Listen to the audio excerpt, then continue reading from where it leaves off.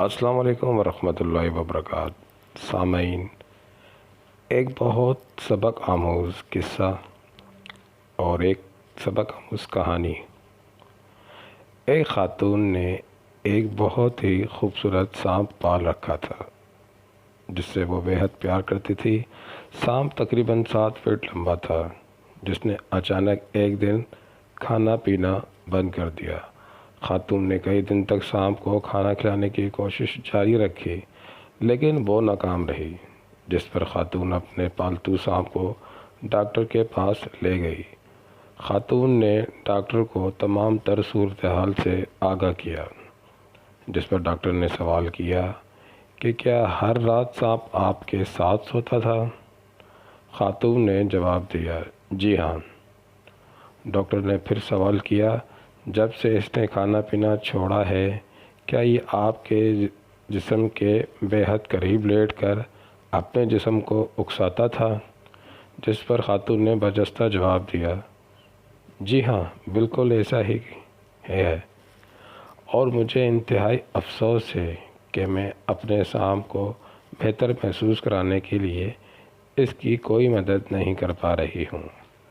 Doctor نے خاتون کا جواب سننے کے بعد کہا، محترمہ، آپ کا سانپ بیمار نہیں بلکہ یہ آپ کو کھانے کی تیاری کر رہا ہے۔